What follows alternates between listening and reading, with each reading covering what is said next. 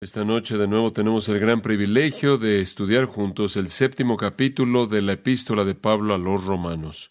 Romanos capítulo 7. Nuestro texto para esta noche es tomado desde los versículos 7 al 13. Permítame leérselo para preparar nuestro mensaje en esta noche. Romanos 7, comenzando en el versículo 7. ¿Qué diremos, pues? ¿La ley es pecado? En ninguna manera. Pero yo no conocí el pecado sino por la ley, porque tampoco conociera la codicia si la ley no dijera, no codiciarás.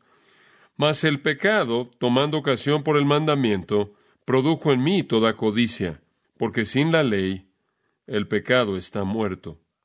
Y yo sin la ley vivía en un tiempo, pero venido el mandamiento, el pecado revivió y yo morí.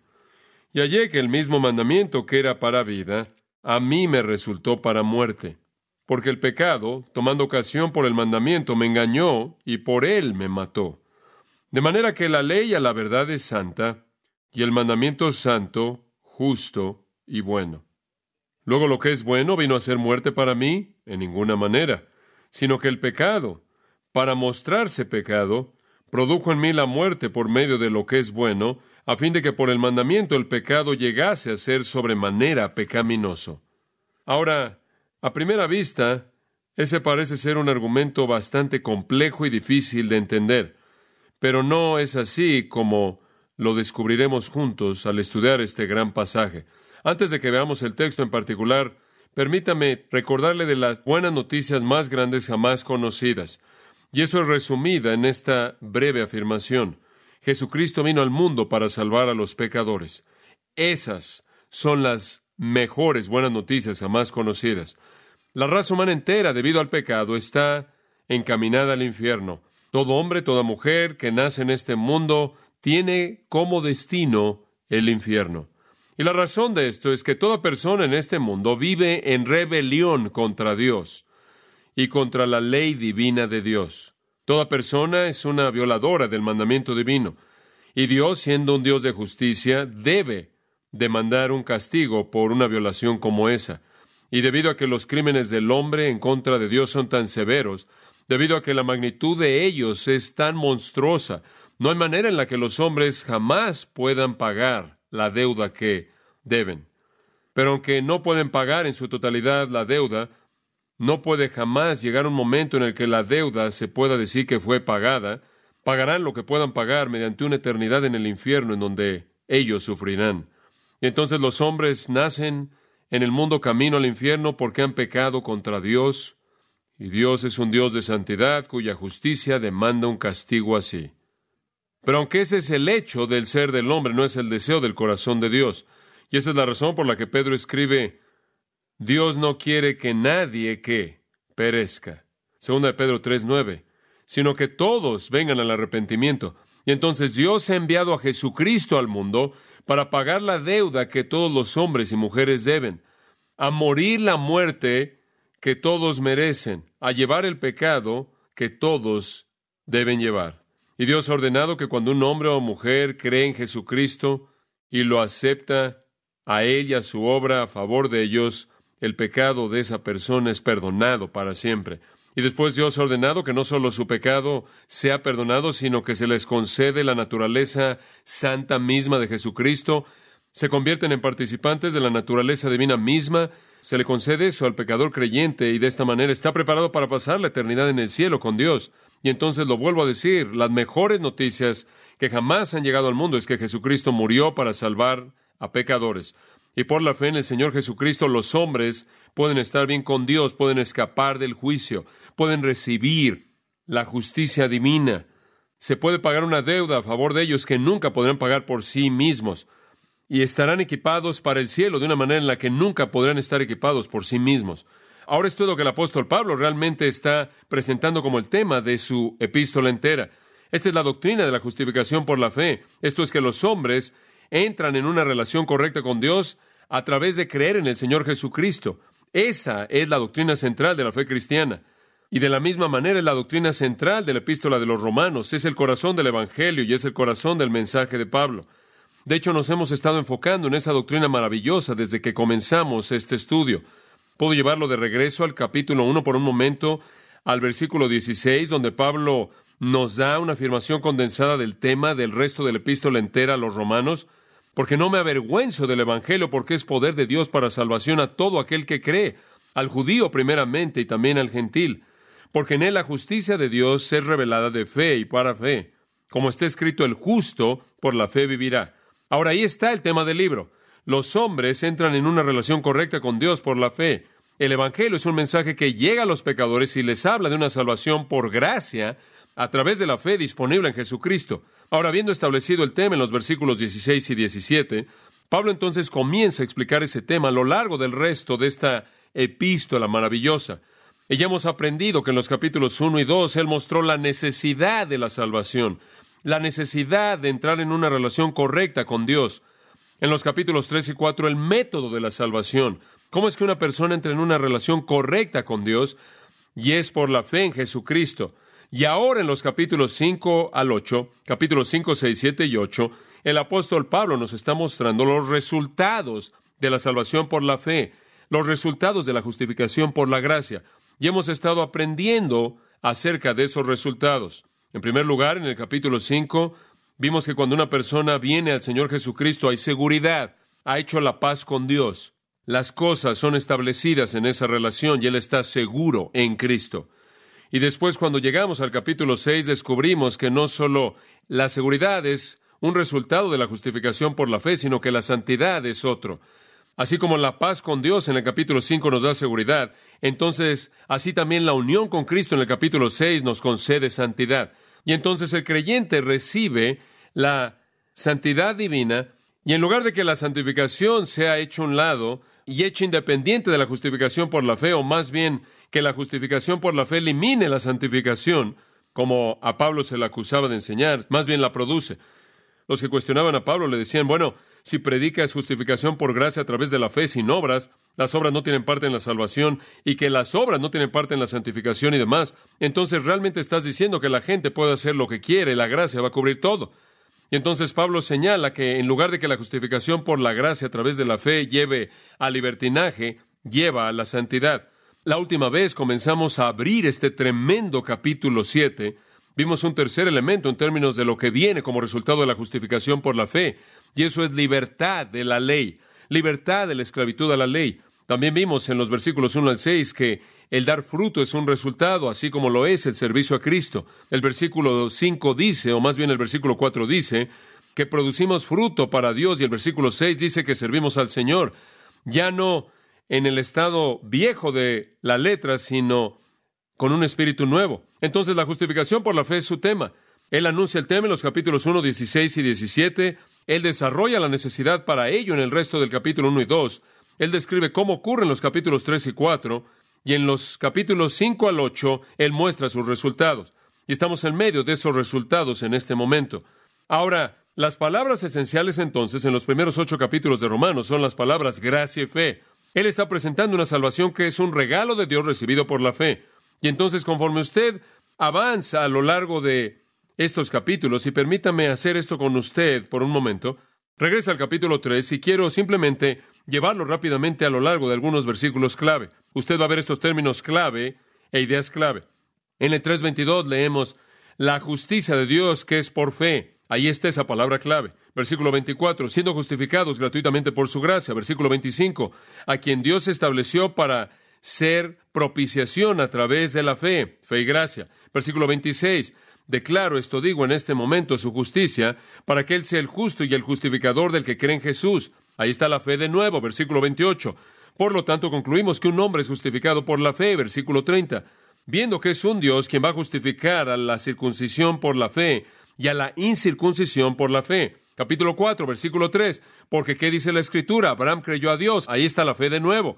Y le fue contado por justicia, versículo 4. Ahora, el que obra, el salario no le es contado de gracia, sino de deuda. Versículo 5. Pero al que no obra, sino que cree en aquel que justifica al impío, su fe le es contada por justicia. Versículo 11. Él recibió la señal de la circuncisión, esto es Abraham, una señal de la justicia de la fe que él tenía. Versículo 13. Porque la promesa para que él fuera el heredero del mundo no fue a Abraham o a su simiente a través de la ley, sino a través de la justicia de la fe. Y de nuevo el énfasis está en la fe, versículo 16. Por lo tanto es de fe para que sea por gracia, versículo 20.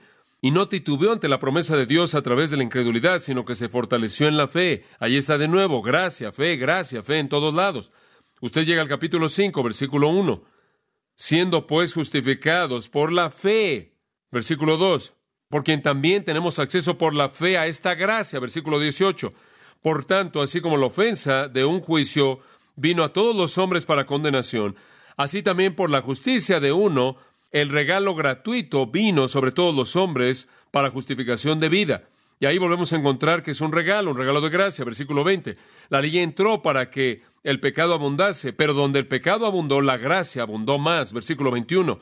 Para que así como el pecado reinó para muerte, también la gracia reinara para vida. Capítulo 6, versículo 23, resume lo mismo. Porque la paga del pecado es muerte, mas la dádiva, el regalo de gracia de Dios es vida eterna por Jesucristo nuestro Señor. Ahora usted se da cuenta del desarrollo de manera muy clara cuando usted ve esos términos particulares en ese mensaje único que Pablo está dando en un contexto judío. Ellos habían sido creados, como todos los hombres suponen, que usted apela a Dios y apacigua a Dios y usted agrada a Dios, al Dios que usted esté tratando de apelar, por su bondad o al obedecer sus reglas o sus leyes o al conformarse a sus estándares.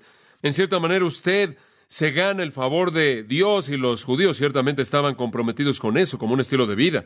Y cuando Pablo vino y predicó una salvación que era un regalo gratuito y que no se lo podía ganar y que no era recibido por obras sino por la fe, y la fe misma era un regalo de Dios, fue muy, muy difícil que los judíos lo aceptaran. Y después cuando él dijo al final del capítulo 5 que entre más pecado hay, más abunda la gracia, eso se volvió casi imposible para ellos de aceptar. Los judíos, como puede ver, tenían un compromiso profundo con la ley de Dios y con un sistema de justicia por obras que usted hacía su obra para agradar a Dios. Y entonces en el capítulo 6, versículos 1 y 2, acusaban a Pablo de liberar a todo el mundo por su principio de gracia y correr por todos lados para hacer lo que querían. Digo, entre más peco, más gracia, y entonces usted simplemente los está entregando al libertinaje.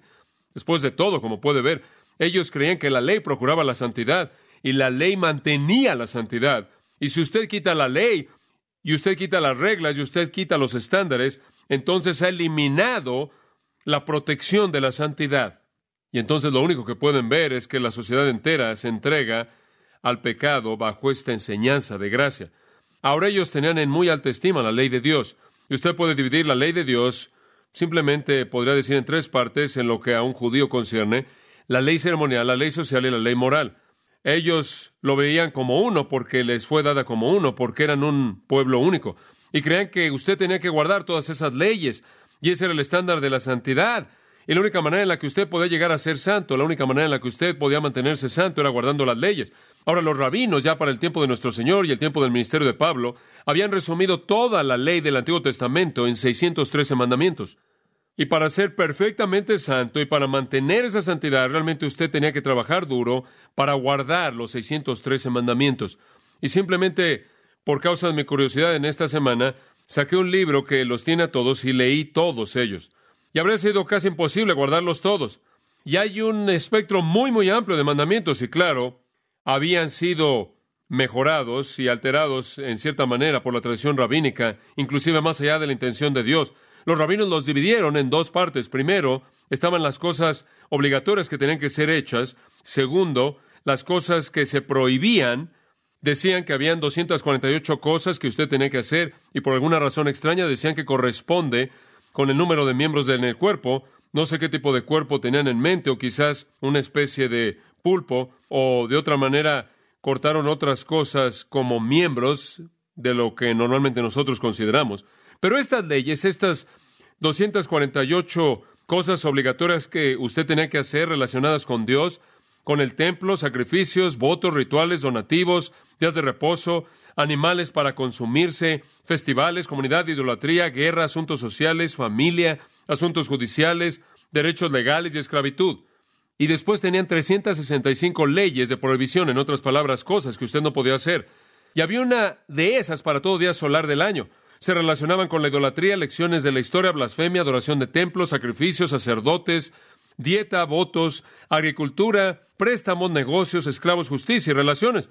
Y entonces tenían esta vasta cantidad de leyes, y esas leyes, por cierto, tenían todo tipo de matices y todo tipo de interpretaciones rabínicas y todo tipo de corolarios y leyes adjuntas y leyes sobre leyes sobre leyes, hasta que usted literalmente estaba viviendo consumido por esto. Usted tenía que vivir la vida entera con eso en su mano y tenía que estarlo leyendo todo el tiempo para que no se equivocara y se acordara usted de todo.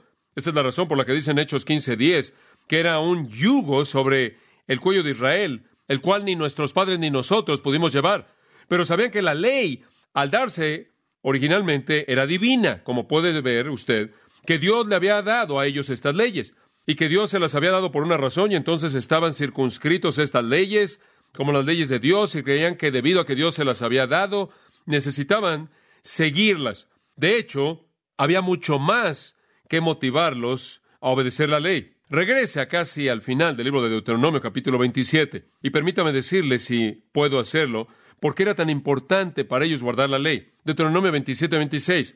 Ese es el último versículo en el capítulo. Y de nuevo esta es la palabra de Dios para ellos, dada a ellos por el agente de Dios, quien era Moisés, su líder. Y en Deuteronomio 27:26 dice: maldito sea aquel que no confirmare todas las palabras de esta ley para hacerlas. En otras palabras, si usted no cumple con toda esta ley que ha sido dada, usted será maldecido. Y simplemente para bosquejar la severidad de eso, lo único que tiene que hacer es entrar al capítulo 28. Y usted va al versículo 15. Pero sucederá que si no oyereis la voz de Jehová vuestro Dios, para guardar todos sus mandamientos y sus estatutos que yo te mando este día, que todas estas maldiciones que vendrán sobre ti. Ahora, esa es una afirmación muy fuerte. Si no haces todo esto, vas a ser maldecido. Maldito serás en la ciudad y maldito serás en el campo. Maldita será tu canasta. Maldito será el fruto de tu cuerpo y el fruto de tu tierra, de tus vacas, de tus rebaños y de tus ovejas. Maldito será cuando tú entres y salgas. Y eso es una maldición bastante amplia, ¿no es cierto? Y si no fuera suficiente, versículo 20, Jehová mandará maldición, reprensión en todo lo que haga tu mano hasta que seas destruido y perecerás rápidamente debido a la impiedad de lo que has hecho por haberme dejado. Y después Jehová hará que la peste se aferre a ti hasta que te haya consumido de la tierra a la que vas para poseerla. Él te va a matar con fiebre, con inflamación, con un ardor extremo, con la espada, y te van a buscar hasta que perezcas. Y amigos míos, realmente no quiero leer todo esto, pero sigue a lo largo de todo el capítulo y continúa maldiciendo, maldiciendo, maldiciendo y maldiciendo. Y la maldición entra en toda dimensión concebible de la vida. Si usted no guarda la ley de Dios, usted es maldecido. Ahora vayamos al Nuevo Testamento. Conforme regresamos donde estamos, en el libro de Romanos, tenemos un poco de entendimiento por qué el judío se sentía tan obligado con la ley de Dios. Después de todo, era la ley de Dios y Dios era Dios. Y usted no jugaba con Dios siendo Dios. Y después tiene toda esta palabra tremenda que se relaciona con el hecho de que si usted no guarda todo eso, usted va a ser maldecido. Ahora, esta es una carga muy pesada. Pablo hace referencia a esta carga, y él debió haberla llevado, porque él era un fariseo de fariseos y era totalmente celoso de la ley. Y en Gálatas 3:10, él dice: porque todos los que son de las obras de la ley están bajo maldición. Toda la gente que todavía está bajo la ley, todos aquellos que están tratando de agradar a Dios al guardar todas sus leyes, están bajo una maldición. ¿Por qué? Porque usted no puede guardar la ley de manera perfecta, ¿verdad? Y entonces dice en Gálatas 3:10, y él cita Deuteronomio: maldito es todo aquel que no hiciere todas las cosas que están escritas en el libro de la ley para hacerlas. Ahora eso nos dice que Pablo como judío entendía lo que Deuteronomio estaba diciendo, que si usted no hace todo esto, si usted no guarda todas estas leyes todo el tiempo, usted es maldecido. Ahora eso es lo que Dios dijo: usted está maldecido. Entonces los judíos eran celosos de la ley. Y cuando llegamos al mensaje del apóstol Pablo, y él dijo: las obras no importan. Por las obras de la ley ningún ser humano será justificado. Hombre, realmente estaba pisando sus pies teológicos. Les parecía muy, muy difícil recibir esto. Pero Pablo presenta un gran punto en su mensaje en Gálatas capítulo 3, porque él señala la futilidad total de un enfoque como ese. Maldito es todo aquel que no hiciere todas las cosas escritas en el libro de la ley para hacerlas. Y después él continúa diciendo que ningún hombre es justificado por la ley a los ojos de Dios. Y él inclusive profundiza y dice, y eso también es evidente a partir del Antiguo Testamento, porque es en el Antiguo Testamento en donde dice que el justo por la ¿qué? Fe vivirá. Eso es Habacuc. Entonces el Antiguo Testamento, ahora escúcheme, el Antiguo Testamento por un lado decía: si no guardan toda la ley en todo el tiempo, con toda su vida, y la rompen en un punto, son maldecidos. ¿Es correcto? Santiago sabía eso. Santiago 2:10 dice, porque el que guardare toda la ley y la quebrantare en un punto es ¿qué? Culpable de todo. Dice usted, bueno, ¿por qué entonces Dios les dio una ley que no podían guardar? Muy simple, para mostrarles lo pecaminoso que eran y para llevarlos al punto en el que reconocerían que para ser justos tenían que venir a Dios. ¿Por qué? Por fe. Pero no quisieron venir por fe. Ellos pensaron en su justicia propia, que podían hacerlo por sí mismos, y entonces se aferraron al sistema de justicia por obras e ignoraron el principio de la fe. Y entonces todos estaban bajo una maldición. Como puede ver, quebrantar una ley de Dios no es como romper un rayo en un ring de bicicleta. Usted puede romper un rayo y seguir manejando. Es como romper un panel de vidrio. Usted le pega en un punto y todo se cae. Y entonces todos estaban maldecidos.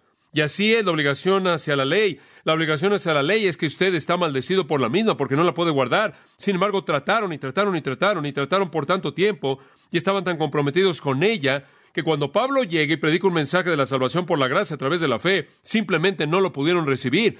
Y entonces es muy importante que él sea cuidadoso en explicarles todas las cosas que necesitan saber para ver la verdad acerca de la ley. Ahora vimos que en el 6:14 hay un versículo clave de Romanos. El pecado no se enseñoreará de vosotros, porque no estáis bajo la ley, sino bajo la gracia. Él dice, no están bajo la ley, sino bajo la gracia. Esa es una afirmación maravillosa. Sabemos lo que eso significa, ¿no es cierto? Ya no estamos bajo la ley. ¿En qué sentido? La maldición de la ley. La maldición de la ley, porque Cristo, dice Pablo en Gálatas 3, fue hecho una maldición por nosotros, para que fuéramos liberados de la maldición de la ley. Entonces, en el mensaje aquí, Pablo dice, miren, ya no estamos bajo la ley, estamos bajo la gracia, ya no estamos bajo esa maldición. Ahora, en este punto, cualquier judío que está pensando va a decir, bueno, si la ley no nos puede salvar, y la ley no nos puede santificar, y queremos salir de estar debajo de la ley, la cual únicamente nos puede maldecir, entonces, ¿de qué sirve la ley? ¿Verdad? Digo, si tú solo estás diciendo, Pablo, solo estás tomando la ley entera de Dios y la estás desechando y diciendo simplemente desháganse de esa cosa vieja. Es inútil, no sirve de nada. ¿Es eso lo que estás diciendo? Digo, si no podemos ser salvos por la ley, vimos eso en los capítulos 3 y 4, no podemos ser santificados por la ley en los capítulos 5 y 6, que tiene que venir a través de la fe en Jesucristo. Si somos salvados por nuestra unión con Cristo, si somos hechos santos por nuestra unión con Cristo, entonces, ¿qué lugar tiene la ley? ¿Y por qué Dios fue a tal punto, tan extremo, tan tremendo, para darnos una ley tan compleja? Y cuando dices que debemos salirnos de estar bajo la ley y ser libres de la ley, ¿no estás haciendo un lado en lugar de la ley? Bueno, Pablo quiere explicar todo eso y lo hace en el capítulo 7. Ahora escuche con atención y le voy a dar un panorama general. Él nos da en el capítulo 7 una muy buena explicación del lugar de la ley. Y es un capítulo muy importante. Pero él ha estado calentando para llegar a esto por mucho tiempo, desde el capítulo 3, cuando él mencionó por primera vez que la ley no nos podía salvar. Él se ha estado moviendo en esta dirección. Y si usted solo toma el capítulo 3 hasta el 8, usted va a tener una perspectiva amplia de la ley y su función. Ahora escuche con atención y le voy a dar un bosquejo de esa sección entera.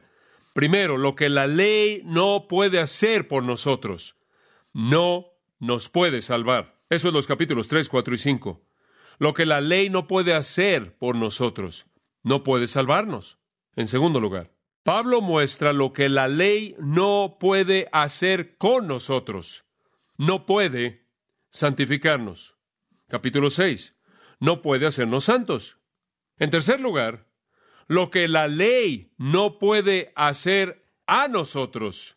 Si estamos en Cristo, capítulo 7, versículos 1 al 6, no puede condenarnos. Después, lo que la ley puede hacer por nosotros. Capítulo 7, versículos 7 al 13. Vamos a verlos en esta noche. Puede convencernos de pecado.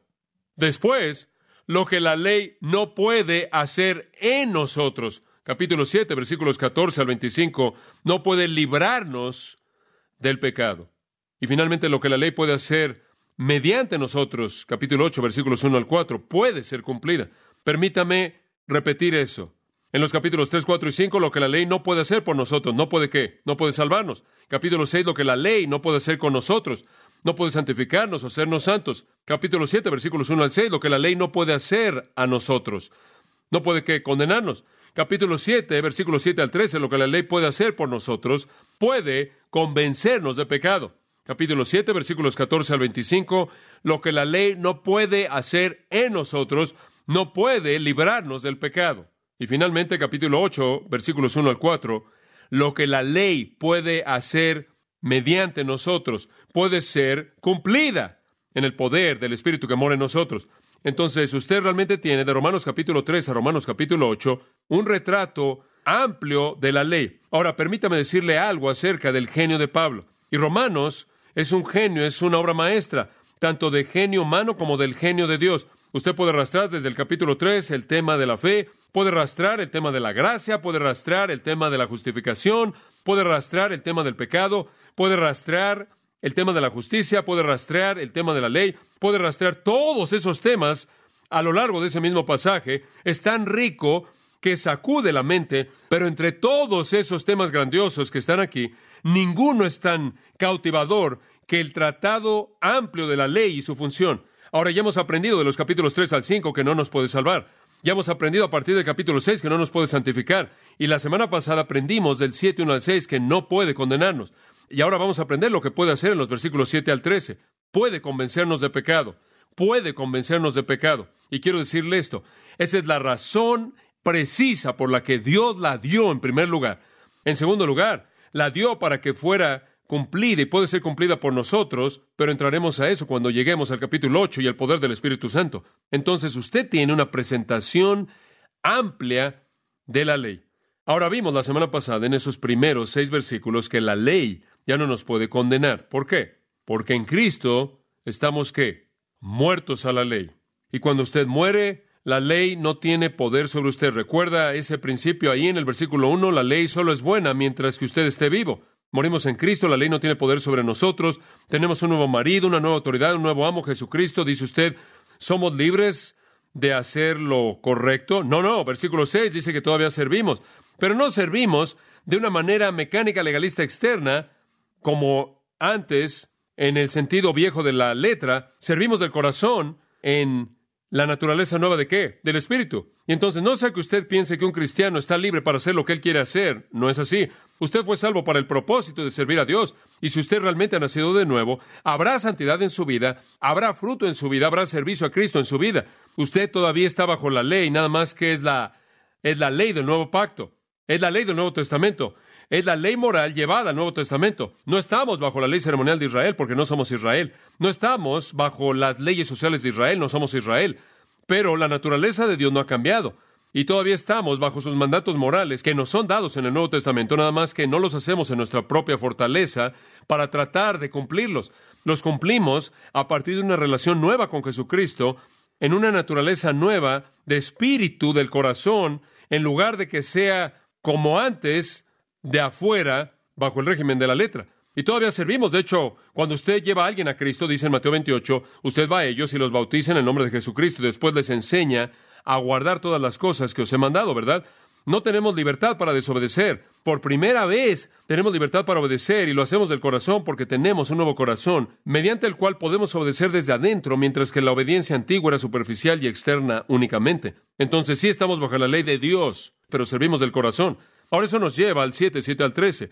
Si la ley no nos puede salvar y la ley no nos puede santificar, ¿de qué sirve la ley? Y la respuesta viene, es buena porque nos puede convencer de pecado, nos puede convencer de pecado. 4 elementos de esa convicción están en el texto. Y no voy a tratar de descargar todo en usted. Vamos a ver hasta dónde llegamos. Quiero que aprenda lo que está aquí porque es tan maravilloso. Primer punto, le voy a dar 4. Usted los tiene ahí en su bosquejo si nos quiere seguir. Aquí está el primero. La ley revela pecado. Ese es el primer elemento de su poder de convencimiento. La ley revela pecado. Observe el versículo 7. ¿Qué diremos, pues? ¿La ley es pecado? En ninguna manera. Pero yo no conocí el pecado, sino por la ley, porque tampoco conociera la codicia, si la ley no dijera, no codiciarás. Y de nuevo le imagina su antagonista judío que va a decir, hombre, acabas de decir que estamos muertos a la ley y la ley ha sido hecha a un lado, no nos puede salvar, no nos puede santificar. Estaba tratando de condenarnos, necesitamos deshacernos de la ley. Ahora ya no estamos bajo la ley, estamos libres de su autoridad. ¿Estás diciendo que la ley es mala? ¿Estás diciendo que la ley santa de Dios, que Dios le dio a su pueblo, la cual fue una manifestación de su corazón y de su mente y su voluntad y su naturaleza y su propósito, estás diciendo que eso es malo? Digo, si estás diciendo que no estamos bajo la ley, y la ley no nos puede salvar, y la ley no nos puede redimir, y la ley no puede hacer esto y eso por nosotros, entonces la ley debe ser mala. Y la respuesta de Pablo es, de nuevo, el negativo más fuerte en el idioma. Dios lo prohíba. Así lo traducen algunas versiones. Es megenoito. No puede ser eso. No. No hay manera. Bajo ninguna circunstancia. Es un pensamiento terrible, absurdo. No, la ley de Dios no es pecado, no es pecado. Y después él procede a decir, yo no conocí el pecado, sino por la ley. Por el contrario, no es pecado, revela el pecado. ¿Ve eso? Digo, si no hubiera ninguna ley, no podría haber ningún pecado, ¿verdad? Digo, si la señal no dijera, no pise el césped y usted está en el césped, usted no ha quebrantado ninguna ley. Si no hay ninguna ley acerca de manejar a cierta velocidad, y usted no va a cierta velocidad, usted no ha quebrantado ninguna ley porque no hay ninguna ley. Entonces él dice, la ley revela el pecado. En otras palabras, usted coloca el estándar y usted sabe lo que es el pecado. Ahora esto presenta de manera muy clara para mí que él no está hablando de asuntos ceremoniales. Él no está hablando de asuntos sociales. Él está hablando de la ley moral de Dios. Y entonces cuando usted ve ley aquí, Pablo lo está usando en el sentido de los estándares morales de Dios, la ley moral de Dios. Somos llamados a la ley no para ser salvos por ella, sino para ser juzgados por ella. Romanos 3:20 dice esto. Por tanto, por las obras de la ley, ningún ser humano será justificado a sus ojos. Escuche esto. Porque por la ley es el conocimiento del pecado. Es una verdad muy importante. La ley simplemente nos muestra lo que el pecado es por la definición de Dios. En Romanos 4:15 lo encontramos ahí. En donde no hay ley, no hay transgresión. Versículo 13 del capítulo 5. Pero el pecado no es imputado donde no hay ley. Eso es 3 veces, capítulo 3, capítulo 4, capítulo 5, dijeron lo mismo. Sin ley no tiene usted pecado. Entonces, cuando Dios revela la ley, los hombres de manera inmediata son medidos por el estándar y se hallan pecadores. Ahora escuche. Observe la frase en el versículo 7. Yo no conocí el pecado, sino por la ley. No creo que él tiene en mente aquí, en términos de conocer algún tipo de definición teórica, teológica, de diccionario, de hechos, de la naturaleza y el hecho y existencia del pecado. Creo que lo que él está diciendo es, yo realmente nunca conocí la profundidad del pecado y realmente nunca conocí la plenitud del pecado hasta que realmente entendí la plenitud de la ley. Lo que él está diciendo aquí es la ley. Cuando realmente la entendí, me convenció de pecado. Note aquí la palabra yo, aquí. Pablo está dando de pronto un testimonio personal, de pronto él está hablando en la primera persona singular y él está diciendo lo que está pasando en su propio corazón. Esta es la pecaminosidad personal propia de Pablo. Él está dando un testimonio de su convicción. Y yo creo que esto fue parte del haber venido al Salvador. Esto fue parte de la obra de convencimiento del Espíritu de Dios que culminó en el camino a Damasco. Y los días que siguieron en su ceguera, cuando él llegó a entender su propia vida y la necesidad de un Salvador, y se entregó a Jesucristo y fue transformado de Saulo, el perseguidor, en Pablo, el predicador. Y creo que es tan importante que usted tenga esta parte de su viaje espiritual, porque si usted solo tiene el camino a Damasco, usted podrá pensar que él fue salvado por Dios fuera de su propia voluntad, porque hay un acto tan soberano por parte de Dios en el camino a Damasco que usted se pregunta si él tuvo algo que ver en su propio corazón, ¿verdad? Digo, él está caminando ahí por el camino matando cristianos, y después él está sepultado ahí en el polvo y ordenado al ministerio. Y usted no sabe si él se involucró en la acción misma en términos de su propio corazón, hasta que usted aquí en Romanos ve que de hecho estuvo involucrado. Y al mismo tiempo Dios estaba trayendo al corazón de este hombre una convicción acerca de su pecado que estaba incrementándose conforme comenzó a ver la ley de Dios por lo que realmente era. Ahora, por mucho tiempo él pensó que él sabía lo que la ley de Dios realmente decía. Digo, después de todo era un fariseo, él era judío. Él podía leerle la ley como ninguna otra persona podía leer la ley. Él podía interpretar la ley en términos de las tradiciones rabínicas. Él había pasado su vida tratando de guardar la ley y él era muy religioso. Él habría caído en la categoría de las personas descritas en Romanos 10:3, donde dice, tienen celo de Dios, pero no según conocimiento, según ciencia. Piensan que saben, pero no saben. Son ignorantes de la justicia de Dios y establecen su propia justicia. Ahí estaba él. Él estaba muy ocupado, siendo como el hombre en Lucas 18 que estaba diciendo, Señor, te doy gracias porque no soy como los otros hombres. Doy diezmos de todo lo que tengo, ayuno y hago todo esto y es tan maravilloso ser como yo y debes tú estar contento, Dios, por tenerme. Digo, él era justo en sí mismo. Él pensó que se estaba ganando su derecho al cielo. En Gálatas 1:3 él dice, escribiéndole a los Gálatas, porque habéis oído de mi vida pasada en la religión judía. Digo, su reputación como un judío celoso era conocida. Todo el mundo sabía de este judío celoso llamado Saulo. Él dijo en Gálatas 1:14, yo sobrepasaba en la religión de los judíos a muchos de mi propia nación, siendo mucho más celoso de la tradición de mis padres. Yo era el judío más judío que había. Era la persona más celosa que guardaba la ley que había. Él da un testimonio parecido, inclusive con más detalle en Filipenses capítulo 3. Y todo esto va de la mano con lo que estamos viendo en Romanos, Filipenses 3:5. Circuncidado el 8º día. Ese era el día en el que debía usted ser circuncidado. Él puede agradecerle a sus padres por eso, no él. No obstante, era parte de la tradición entera. Él era del linaje de Israel, de la tribu de Benjamín, hebreo de hebreos, en cuanto a la ley fariseo, en cuanto a celo perseguidor de la iglesia, escuche esto, en cuanto a la justicia que es en la ley irreprensible. ¿Estás bromeando? ¿Por la definición de quién? ¿Quieres saber cómo podía decir él eso? De la misma manera en la que el joven rico vino y el Señor le preguntó, ¿bueno, has guardado la ley? Y él dijo, desde mi juventud he guardado toda la ley. ¿Cómo es posible que una persona pudiera decir eso? Así es como lo puede decir, porque habían llevado la ley de Dios a la dimensión externa únicamente, y solo era cuestión de lo que usted así no hacía. Y la habían reinterpretado para acomodar su pecaminosidad. Entonces habían reinterpretado la ley y la habían hecho totalmente externa. Solo era cuestión del exterior y realmente nunca habían enfrentado con el interior, y allí es donde está toda la basura. Habían circunscrito lo externo de su vida para que se viera bien, y mientras que la ley de Dios solo estuviera relacionada con el exterior, pensaban que estaban bien. Y claro, más adelante en ese mismo capítulo, Filipenses 3, él dice, bueno, realmente cuando veo mi interior, vi toda la basura que había en mi vida, y ¿saben qué? Todo era estiércol. Eso es lo que dice, estiércol. Una vez que vio dónde estaba el verdadero problema, que estaba dentro, y donde la ley realmente quería aplicarse a sí mismo, que era por dentro, él vio lo que él era. Entonces regresemos al capítulo 7 de Romanos, y lo que ve usted ahí es una experiencia de convicción de Pablo pre-salvación. En algún punto a lo largo del camino, conforme el Señor estaba llevándolo a la transformación de la salvación, no solo estuvo el acto soberano de Dios en el camino a Damasco, sino que estuvo la operación interna del mismo Dios soberano, llevando a Pablo a una conciencia tremenda de la verdad de la ley misma. Y eso es que la ley no solo era externa, sino que la ley era interna. ¿Entendió eso? La ley era interna. Dice usted, ¿cómo sabes eso? Sé eso por el elemento en particular de la ley que Pablo escoge. Obsérvelo. Porque tampoco conociera, ¿qué? La codicia. Esa es la palabra epitomía o deseos malos. Si la ley no dijera no codiciarás. Él escoge el 10º de los 10 mandamientos, el mandamiento a no codiciar. Y codiciar no es algo que usted hace por fuera, ¿verdad? Codiciar es algo que usted hace ¿dónde? Adentro. Y de todos los 10 mandamientos, este es el que es interno. De todos los 10 mandamientos, este es el que habla del interior, de la lujuria, del deseo, la codicia. Y Pablo está diciendo, cuando vi lo que la ley de Dios estaba diciendo que tenía que hacer, no solo con mis actos, sino con mis actitudes, y que tenía que ver con mi codicia y mis deseos, y querer lo que no era mío, vi que todo lo que yo estaba haciendo por fuera era realmente estiércol porque estaba lleno de deseos viles por dentro. Ahora esa es la convicción de la realidad. Eso es la realidad.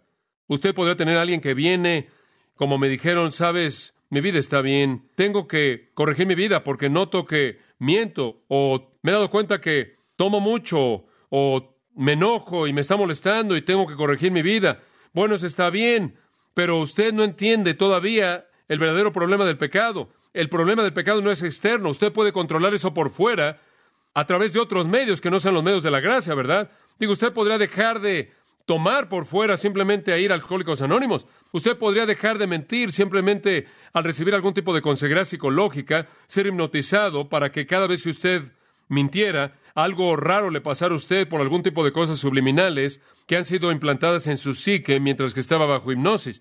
Digo, usted podría controlar su conducta porque quiere ser aceptado por muchas personas religiosas que no mienten o lo que sea. Hay otras maneras de hacerlos, pero la única manera en la que usted va a poder limpiar el deseo malvado de su corazón es mediante una transformación por Dios. Y entonces eso es lo que la ley quiere hacer.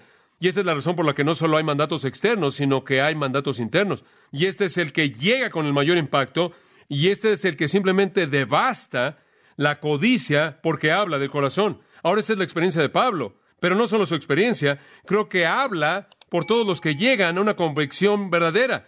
Y creo que cuando usted viene a Jesucristo, usted llega a la convicción que no solo tiene problemas controlándolo de afuera, sino que usted tiene peores problemas controlándolo de adentro. Todos los incrédulos que vienen a Cristo vienen así. Ven la realidad de la profundidad de su pecado no solo que hacen cosas malas, sino que hay una corrupción interna en su naturaleza.